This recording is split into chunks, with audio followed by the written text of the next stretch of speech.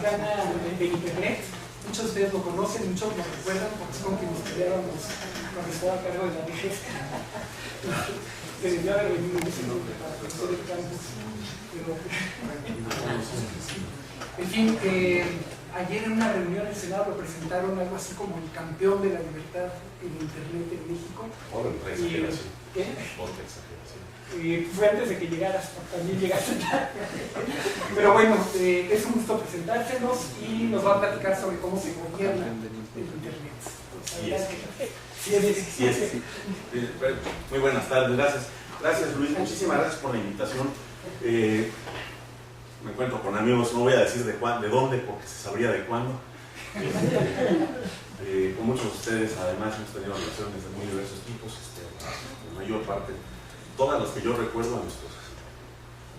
Como bien dice Luis, es un campus que me tocó tratar de apoyar y tratar de servir como en la época en la que fui director general de servicios de cómputo académico, y al que quiero mucho por lo que representa, la expansión que representa de la universidad, de los espacios para la universidad y del impacto que tiene en el Estado. Y creo que tenemos que apoyarlo siempre, donde estemos en la universidad, ahora como profesor en la Facultad de Comunicación. Hace algunas semanas tuvimos Luis y yo la oportunidad de platicar de diversos temas, y uno de los que recurrentemente nos encontramos en nuestras pláticas es Internet, pero Internet pensado como objeto de estudio en parte como objeto de construcción y no nada más como usuarios. Yo uso mucho la palabra internetífices para hablar de quienes hacen Internet. Digo que todos somos internetífices, todos hacemos Internet. Hay quienes hacen más por los ladrillitos de más abajo, quienes hacen más por el contenido, pero en la época actual todos hacemos Internet, todos le damos forma, aunque no sea más que desde el punto de vista, aún quien crea que solamente lo hace desde el punto de vista de la demanda. Un medio extraordinariamente plástico, un medio que ha resultado increíblemente robusto. Su diseño original, experimental, se convirtió en la Internet en operación, y es importante entender también cuáles son las características básicas de su arquitectura, de su filosofía. Algunas de ellas en realidad son conocidas, y algunas de las láminas que voy a presentar en un momentito podrían ser sacadas de... Ustedes podrían pensar que deberían estar en un libro de texto de prepa, y ojalá lo estuvieran, pero vamos a tratar de entenderlas a un nivel diferente en ese sentido, en su impacto, sus implicaciones, ¿no? Entonces, paso aquí. Internet, hay que rascarle un poco la historia para entender también su valor, ¿no?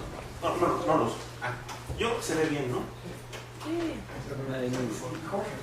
Tengo un apuntador que de repente no quería aplicar. No, está acá de brazo. No es el tanta tecnología. Creo que hay un poco de todo, así que todos los niveles de tecnología. No, pero el tamaño me da. A lo mejor opinión de ustedes, yo siempre prefiero tratar de tener la atención en un solo lugar. Me parece para discos eso de que el ponente esté por acá y las láminas estén por allá. Y las láminas además son fundamentalmente como ayudas de memoria. De hecho, me voy a brincar algunos tramos. Y al final ya no alcancé a subir las slides, estará en un sitio público. En su origen, de las comunicaciones hace 50 años, ¿no? Se desarrollaban exclusivamente y se habían llevado a cabo así por lo menos 100 años para entonces de la invención del telégrafo, a través de circuitos dedicados a las comunicaciones y de lo que se conoce como conmutación orientada a circuitos. Muchos, no sé, la verdad no, nadie aquí es anterior a mí en el año de nacimiento, pero algunos a lo mejor les platicaron que las llamadas se establecían formando un circuito eléctrico de punta a punta desde el teléfono de la persona que llamaba hasta la persona que recibía la llamada. Incluso algunos de nosotros nos tocó visitar en la primaria, como esos procesos espectaculares de primaria, las instalaciones de teléfonos de México, y conocer los sistemas de conmutación. Eran sistemas electromecánicos que con un juego de varios discos iban respondiendo al marcado del disco del teléfono. Entonces ese disco hacía, uno veía cuando se daba vuelta, parece mítico esto, se le daba vuelta a un disco, y cuando este disco regresaba iba golpeando unos pernitos, y esos pernitos iban transmitiendo un número determinado de pulsos que eran reflejados, no eran contados y luego se acababan sobre ellos, sino que directamente se reflejaban como pulsos electromecánicos para hacer mover tantas ruedas como dígitos tenían los números. y eso establecía el número con el cual se tenía que hacer la conexión. Era absolutamente un sistema eléctrico para establecer un circuito de punta a punta, un circuito que literalmente eran dos alambritos, nada más a través de una central de conmutación. Esta conmutación automática era resultado indirecto de un movimiento laboral. Su origen es una huelga en la compañía Bell al principio del siglo XX, en la cual la conmutación antes se hacía por operadoras, se hacía manualmente. Se pusieron en huelga las operadoras, entonces los ingenieros sacaron y perfeccionaron y pusieron en producción los diseños para la conmutación automática. Pero finalmente el principio originalmente siempre ha sido mantener reservado un circuito. A partir de la Segunda Guerra Mundial, cuando Shannon descubre e inventa la teoría de la información, se empieza a poder reconocer cuantitativamente que esa es una manera muy ineficiente de hacer redes, de hacer telecomunicaciones, porque el circuito se usa muy abajo de su capacidad. Así cuando se puede cuantificar, digamos, la cantidad de información de una llamada, pues se ve que el cable podría llevar muchísima más información y sin embargo se mantiene el circuito atorado. En segundo lugar, las redes conmutadas por circuitos tienen una cosa muy fea que se llaman puntos únicos de falla sumamente sensibles. Estos puntos únicos de falla son puntos, es una abreviatura, single point of failure, quiere decir que una falla en un punto puede tirar a todo el sistema. Es decir, es un punto único en el cual el sistema falla completo, no un punto único en el que puede fallar, sino falla completo. Y estas son las centrales. En la paranoia que muchos de ustedes habrán leído en los cuentos de niños que tenían sus papás, de los años 50 y 60, de la guerra nuclear, toda la teoría de destrucción mutua asegurada, etc. Los Estados Unidos se consideraba como una amenaza real, o por lo menos una amenaza imaginaria, pero para la cual había que planear la vida real. La posibilidad de recibir un ataque destructivo con bombas atómicas o algo de ese calibre, afectando la infraestructura del país. Para los años 60, las computadoras ya no solo había computadoras, no solo eran muy grandes, no solo ya llevaban sistemas muy poderosos desde las nóminas de las grandes corporaciones, los sistemas de cálculo del Departamento de Energía para bombas atómicas, aeronáutica, etcétera, sistemas de importancia para la defensa, sino además, repito, nóminas y cosas por el estilo de la vida civil que se conectaban entre todo el país con redes que tenían protocolos o métodos propietarios, métodos de cada marca, pero que se podían subir más o menos a las redes públicas a través de algo como un módem, técnicamente un módem. Y estas redes tenían muy pocas centrales, sobre todo para cruzar el país, para cruzar Estados Unidos. Había muy pocas centrales en las cuales se pudieran establecer estas conexiones. Entonces, en la teoría de la destrucción mutua asegurada y este tipo de cosas, a los griegos les preocupaba más una bomba, para ciertos fines veían que podía hacer más daño y al mismo tiempo ser aceptable para el mundo, una bomba atómica rusa en Kansas, ¿no? En San Luis, Missouri, en lugares de ese tipo, en medio del país, con poca población, pocos muertos, pero que podía dejar incomunicado al país. Y aparecía entonces un estímulo, digamos, del gobierno, de la Agencia de Investigación de la Defensa, la ARPA, de que se crearan tecnologías para redes y diseños para redes menos susceptibles a este tipo de fallas, más robustas. Y el descubrimiento, la invención de Paul Baran fue precisamente la conmutación por paquetes. Hay que reconocer un factor facilitador para entonces se tiene la teoría de la información, hay mucha teoría de redes, experiencia tecnológica y hay computadoras poderosas que nos permiten pensar que ya podemos nosotros hacer lo que sea con la señal para transmitirla. Podemos procesarla fácilmente, es decir, podemos tomar lo que queramos, convertirlo en una señal procesada por computadora antes de meterlo en la red. Y vamos a tener computadoras poderosas del otro lado para extraer la información de la red. Estamos hablando todavía de mainframes en los años 60, pero vamos, ya hay representaciones de imágenes, mapas, etcétera, no solo números y no solo texto que se pueden introducir en este tipo de comunicación. Y entonces, Baran es el primero que postula un paper teórico bastante robusto, bastante adelantado hacia la tecnología, y algunos otros como Licklider empiezan a construir la tecnología para hacer esas redes. Estas redes son más robustas, más eficientes, y hasta ahí el diseño simplemente es el de paquetes. ¿En qué consiste el diseño de computación por paquetes? Que en vez de dedicar un circuito todo el tiempo, sino de tener un circuito dedicado a la comunicación cerrado entre punta y punta e inaccesible, es decir, el recurso inutilizable para otros, lo que voy a hacer es tomar todas mis comunicaciones, meterlas en una especie de conmutador, lo que hoy llamamos un switch, y digitalizadas, las voy a dividir en paquetes, en lugar de requerir el circuito para estar pasando poquito a poquito los bits de cada uno, o los bytes, ya agrupando los bits. Estos paquetes lo que van a hacer es que van a llevar lo que llamamos la carga útil, la información, pero dividida en muchos paquetes, en lugar de tratar de mandar todo el mensaje completo, un mapa completo, una foto, o los resultados de un cálculo numérico en astrofísica. Todo eso se va a dividir en paquetes y cada paquete, la carga útil va a ir empaquetada, envuelta con un encabezado. El encabezado va a decir destinatario, origen, número del mensaje y número del paquete dentro del mensaje. Y en lugar de los conmutadores voy a meter roteadores, voy a meter un equipo, es un equipo de cómputo, es otra vez basado ya en el poder, digamos, del hardware y el software de la época, estamos hablando de años finales de los 60, para decidir las distintas posibles rutas por las cuales los paquetes pueden viajar. Es decir, ya no tengo yo que escoger una ruta, cerrar el circuito y usarla todo el tiempo que transmito mi comunicación, sino que distintos paquetes de la comunicación se pueden ir por distintas rutas y al final ser reensamblados en la terminal. Y esta es la enorme diferencia, digamos, de la computación por paquetes con la computación por circuitos. Que todo el paquete, la información que me interesa, la divido en todos estos paquetes, cada uno encuentra la ruta que sea. Y yo puedo empezar a trabajar ahora con el enrutamiento. El enrutamiento hace cosas como, por ejemplo, tener una cubeta, figurativamente, en el enrutador, en la cual se van metiendo todos los paquetes que llegan y yo los voy sacando, encontrándoles caminos. Ya no tengo que saber toda la ruta hasta el final, sino que solamente tengo que saber cuál es el enrutador que sigue, cuál es uno de los enrutadores que me acercan al destino.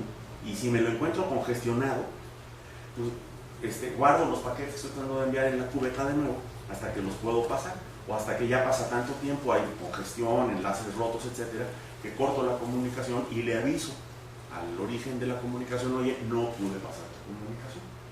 Si quiero, si no quiero, aquí empieza eso de las genialidades, digamos, de la dimensión de Internet, propiamente dicho. Yo puedo tener comunicaciones en las cuales tengo este control de tránsito, conocemos hoy como TCP, protocolo de control de tránsito, o puedo no tenerlo, para lo cual utilizamos hoy un protocolo que se conoce como UDP. Todos ustedes que programan, hacen páginas web, saben que necesitan TCP para el correo electrónico, que debe llegar íntegro, para mandar una foto que viene, por ejemplo, de un experimento en astrofísica, o de una operación astrofísica, o de un microscopio electrónico. Pero que en cambio el video, las películas, los pueden mandar con UDP y no importa que se pierda 30 o 60% de los paquetes. El sistema de cómputo, el software que está del lado receptor, va primero a reconstruir la imagen con píxeles grandes, o es decir, va a extrapolar con menos información para llenar las imágenes. Voy a estar utilizando compresión con pérdidas, o puedo utilizar compresión sin pérdidas. El chiste de todo eso es que ya, además, es decir, la otra cosa muy importante es que ya no va a estar en la red la decisión de si llevo video, mensajes de texto cortos, mensajes de texto largos, libros completos, fotos. La red no va a decidir eso, la red solamente va a pasar paquetes. No se va a enterar qué llevan adentro. Y el establishment, las grandes compañías telefónicas, las grandes telecomunicaciones y los grandes fabricantes de equipo de telecomunicaciones, ¿no? Siemens, Fujitsu, compañías francesas que acabaron fusionadas en lo que hoy es Alcatel, la Bell en esa época, después Lucent, después Avaya, ¿no? Hewlett Packard, IBM, que eran los grandes fabricantes de equipo de proceso de datos. Era toda una industria de grandes, ¿no? Grandes redes, a veces redes nacionales con un solo dueño, que además era el gobierno. O imagínense, aquí todavía lo vivimos, la influencia que tenía esta compañía sobre el gobierno y sobre el voto del gobierno en la Unión Nacional de Comunicaciones. Y sus proveedores, pues tampoco le vendían cajitas de ese tamaño, o sea, un conmutador Ericsson, pues era un cuarto como por lo menos, lleno de equipo, porque era para una central telefónica. Entonces, para todos ellos, y acostumbrados a redes en las que era propiedad de la compañía, de la red, hasta el teléfono, hasta el aparato.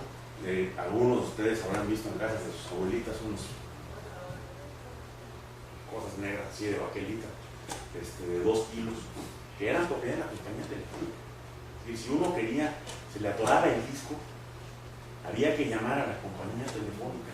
En los años 70 empezamos a ver veo caras que recuerdan con nostalgia cuando empezábamos a ver a la heroína de una película de espías o de romances o de suspenso en aeropuertos o cualquiera de esas series de los 70s, cómo sonaba un teléfono que no sonaba ring, sino sonaba así con un ruido más electrónico, y estiraban la mano y en vez de agarrar una cosa con la que podían matar a alguien, una negra, ¿no? Con forma de cuerno, levantaban un teléfono rojo, estilizado, aerodinámico, amarillo, ¿no? Aquí en México la gente se preguntaba, bueno, ¿qué pasa? ¿Cómo se hace eso? Y había quien pensaba, bueno, si ya conseguí los Estados Unidos lo puedo traer, pero no lo podías conectar, porque los teléfonos, los mismos equipos terminales eran propiedad de la compañía. Entonces, a la hora que se encuentran con un sistema que dice, si quiere, déjenme darles un ejemplo más de lo que va a subrayar más la diferencia.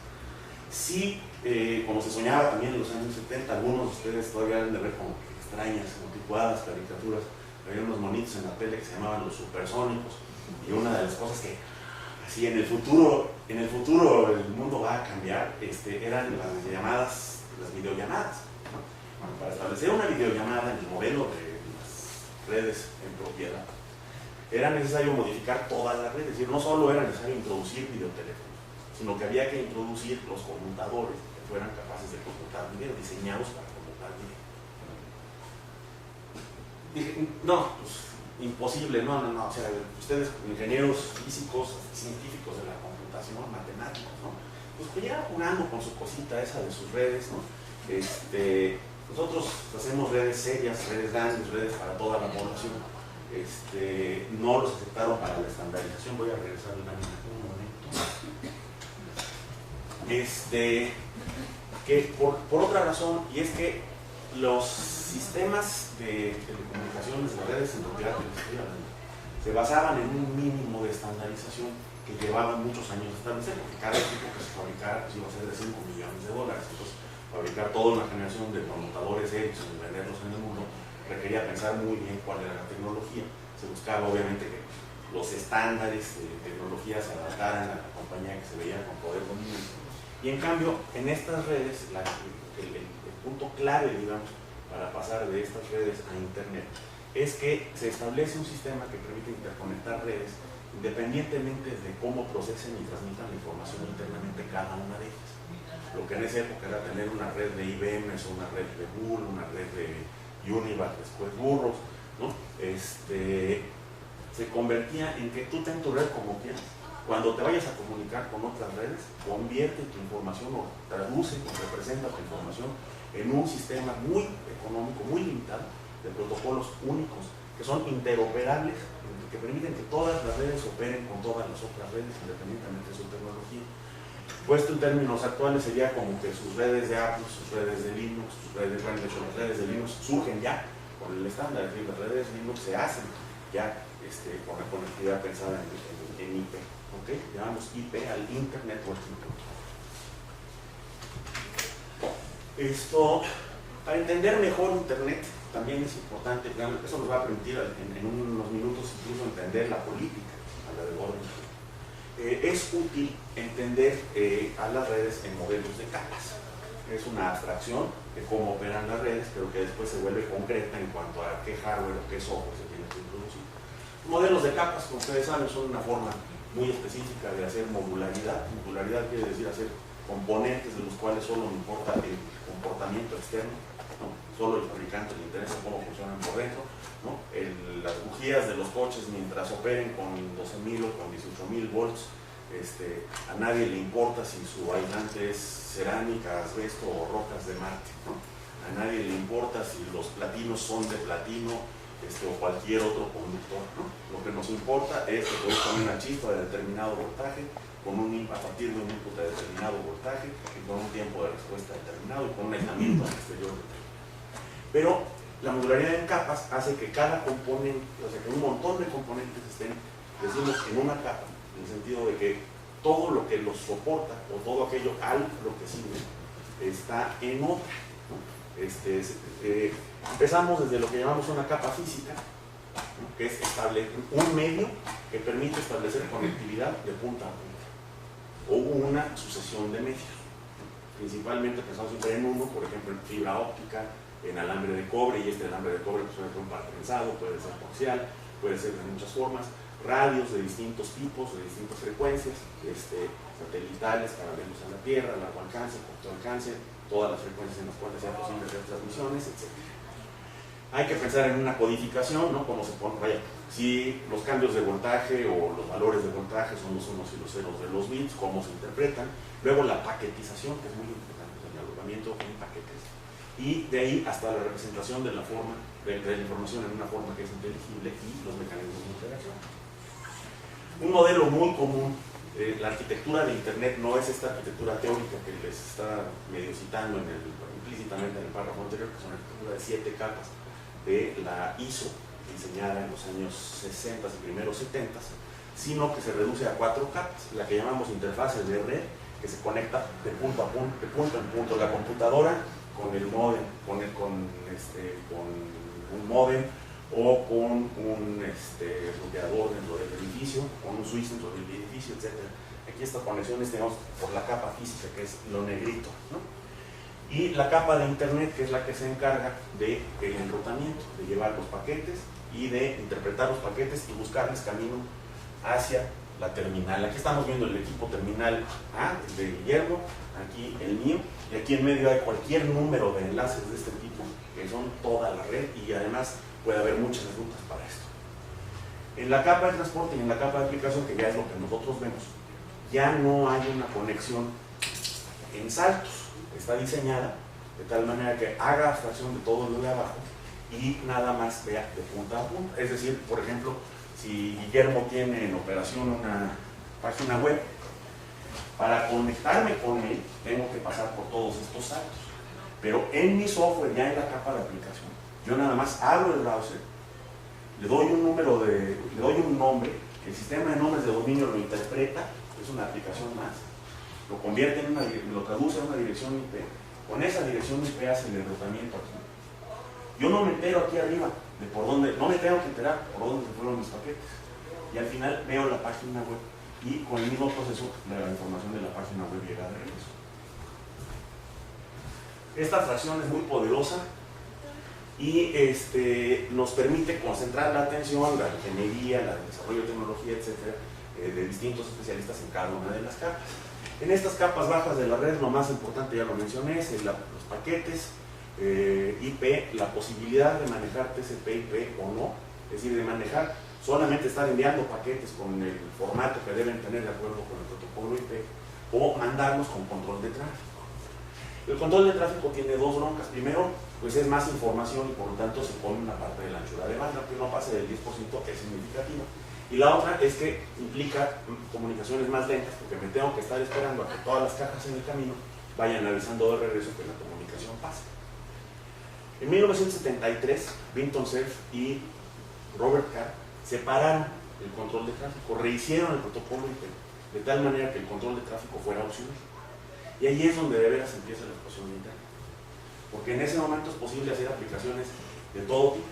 Es decir, cuando tenemos control de tráfico estamos pensando en voz, video, cosas en las que del otro lado alguien, correo, del otro lado alguien se va a enterar.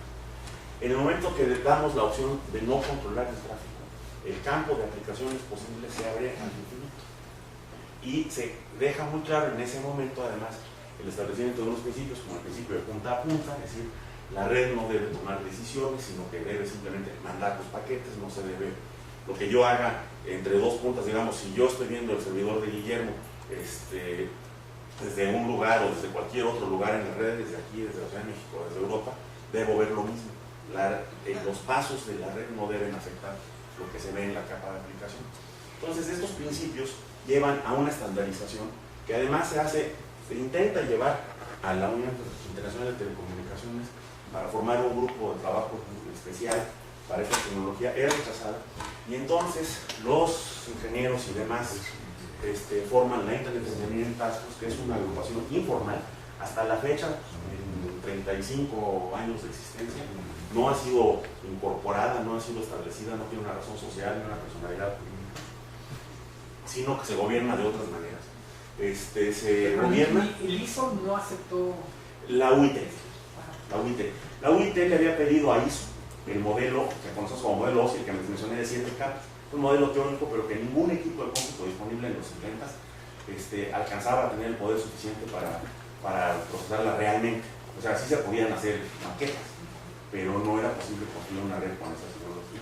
Entonces, cutting corners, como dicen los libros, ¿no? O sea, quitándole excesos, digamos, de certeza, seguridad y demás, y dejando nomás la operación de interoperabilidad basada en paquetes, se pudo establecer la tecnología en 4 capas que les presenté, que es la de Internet. Y esa es con la que se empezó a construir redes, ¿no? Todos estos organismos veían eso pasar y decían, pues sí, qué padre, pero vengan cuando tengan algo, ¿no?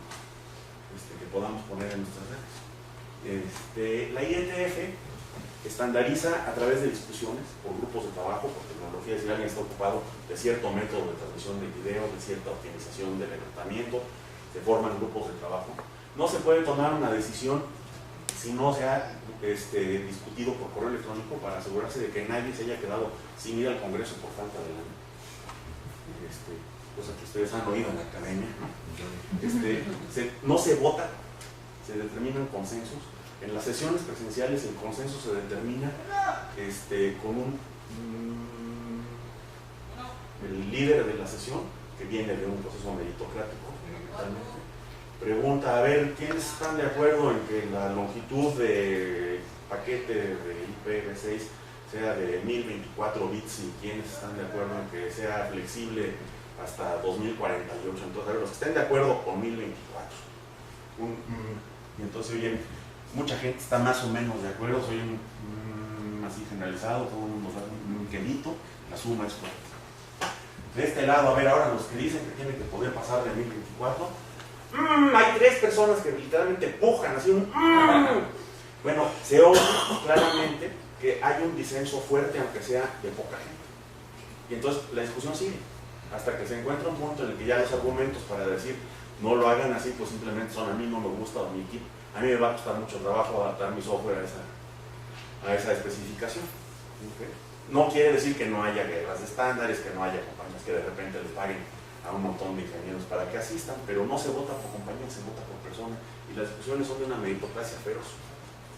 Por eso es esto que se vuelve un mantra social de la IETF, no nada más tecnológico, que dice no reconocemos dioses ni reyes, ni votos, solamente un consenso y running code, cosas que estén funcionando. No se vota un estándar del que no haya por lo menos 2 implementaciones, aunque sean maquetas.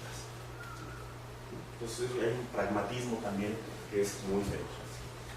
Y hay otro tema muy interesante que es la protección de la propiedad intelectual. Los estándares de la UIT, IEEE, ISO, etcétera, quien quiera que haya tratado de utilizar uno de ellos habrá visto que lo primero que hay que hacer es pagar un montón de lana, o ser un miembro que pagó un montón de lana.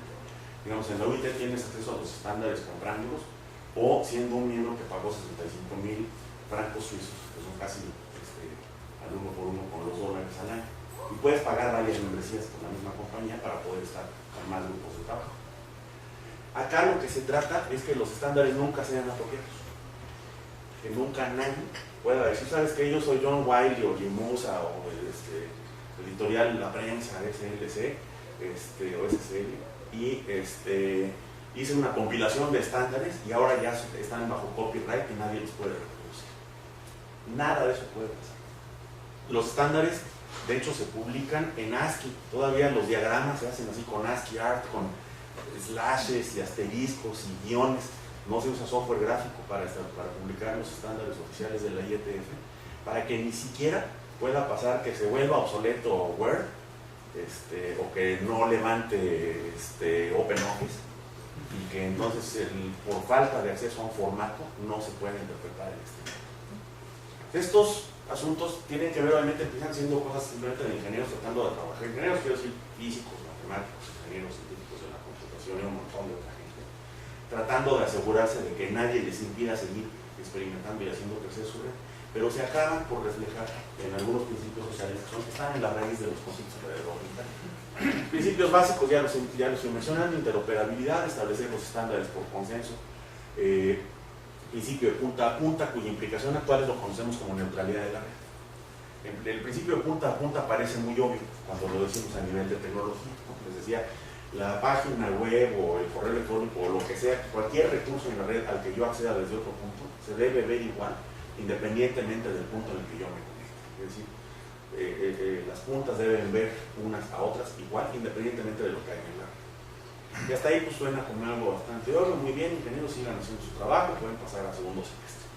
Pero en la realidad construida de Internet actual, una violación a este principio se podría dar si, por ejemplo, una compañía fuera simultáneamente proveedor de servicios de redes, proveedor de servicios de acceso a Internet y proveedor de video,